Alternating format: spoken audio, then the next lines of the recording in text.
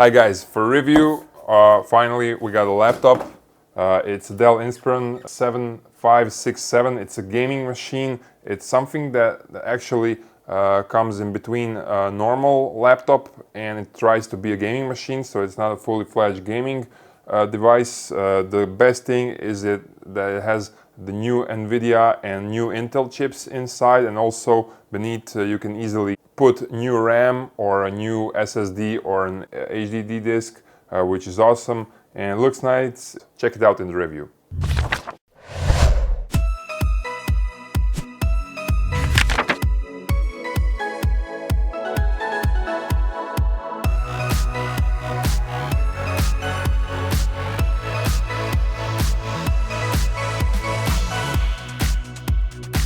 I didn't have this device for a long time, but I think it's quite good. I really liked the black and red yellow scheme of the laptop. Actually, it's visible that this device is a little bit better than ordinary laptops. The keys are not quite to my liking. I think that they should be a little bit bigger. The touchpad is fine and the colors on the screen are quite bright. And all in all, I think that laptop is a very good value for the money.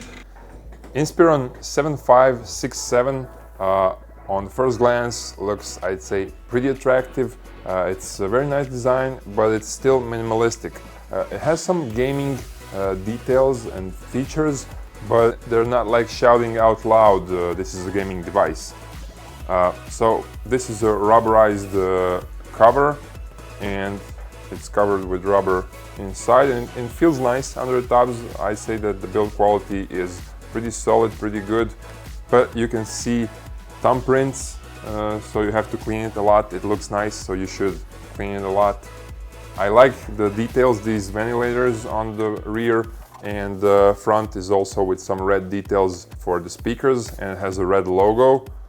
This is a bit bigger device. It looks like laptops from 2 or 3 years ago. It's not as robust or bulky as other gaming devices, which are pretty heavy, but this one is heavier than your regular laptop.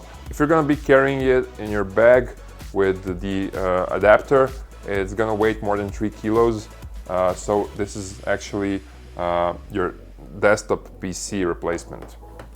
That doesn't feature a CD-ROM. You cannot put a CD into it.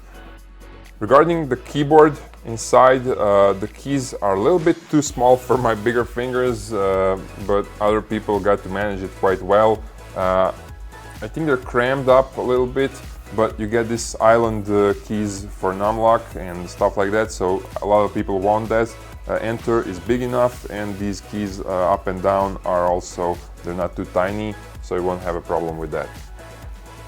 You can turn off or turn on the keyboard backlight on 2 steps, which is pretty convenient. And if you're not very careful, if you spill the coffee or water over it, it'll still live. We didn't try that, but they say that the keyboard is water resistant.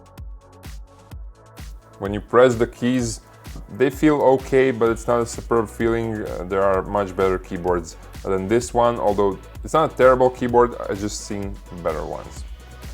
Touchpad is really big enough. I was very happy with the touchpad. The surface is precise. You can use the multi-touch, so you're gonna be really happy with that. This is a 15.6 inch display.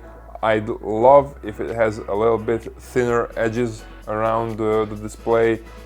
It feels like older laptops, especially compared to the newest Dell XPS 15 or 13.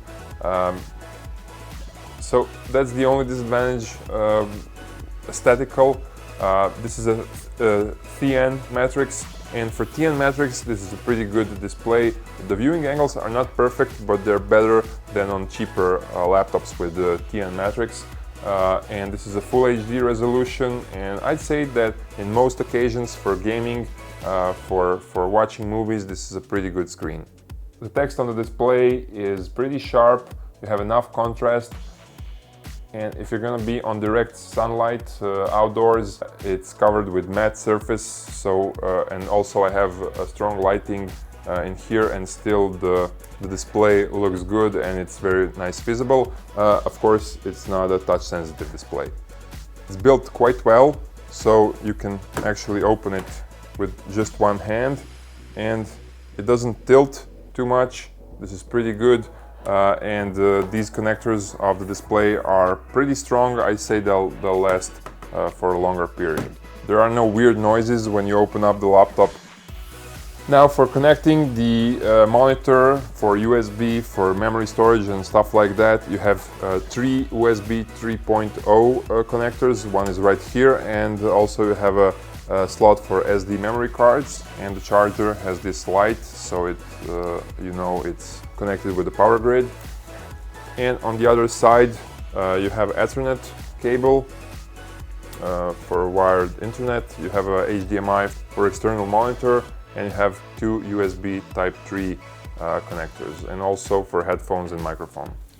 The only thing missing, I'd say, for more advanced users is the USB Type-C connector that is available even on some cheaper laptops these days. This is an HD webcam. We tried it out. It looks pretty nice. Even if you turn on the lights, it's still visible, so it'll be good for Skyping and the video chat.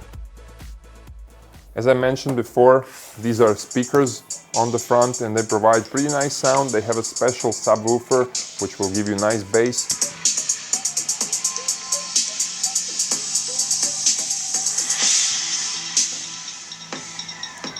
The mid-tones are pretty good, but the higher tones are not that excellent.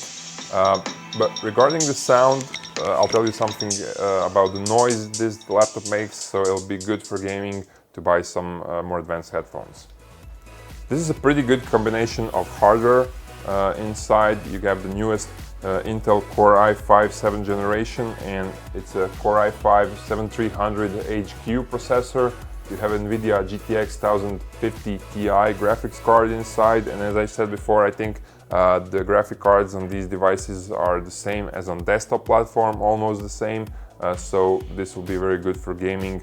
We tried out some games and they worked quite well. You'll be able to run all the games, even the most advanced one today.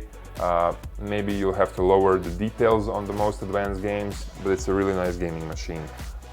Also, you can use Lightroom, Photoshop, Adobe Premiere and stuff like that, but you have only 8 GB of RAM, so you'll have to put more RAM into it, and you can do it pretty easy. You have just one screw over here, and you can open this cover, and you can put additional SSD or HDD disk, and you can put more RAM into it, and I think it's an awesome feature. Also, you can clean it up after some time, so I really like this. For memory storage, you have SSD, 240 GB for this laptop, but as I said, you can put additional disks inside. With gaming, battery lasted like for 2 hours, and for regular usage, for watching movies and browsing the internet, it lasted for about 6 hours, and I think the battery is good. It's a 6-cell battery. You cannot change it by yourself, you have to go to the service. You can open it, but I think that battery is pretty good for the hardware you get inside. And in the end, I want to tell you about the noise that this laptop makes. So the temperatures from the graphic card and the processor are good. The ventilators do their job. They're quite strong, but they make a lot of noise. So this device doesn't heat up, but yeah, it's really loud regarding noise, especially when you play games. In the end, I'd say that this is a good mix between Alienware Factory from Dell and the Dell Inspiron regular series. You get a really nice designed laptop, and it has powerful features inside. Today, graphics cards are the same on mobile and desktop devices, which is awesome. So this will be usable for gaming for the next 3 or maybe 4 years for all the games you want to play. If you're going to use some Adobe tools or more advanced programs, professional stuff, you're going to need more RAM, but it's easily adjustable just beneath. You can put more RAM or you can put an SSD, and this will be a very powerful device that will be useful for the next maybe 6-7 years, which is awesome. I think it's worth buying this laptop. I personally like it. It's not an ultrabook, it's not very thin and light, but it's a powerful machine and it looks nice. I hope I helped you with this video. Thank you guys for watching and see you in the next one.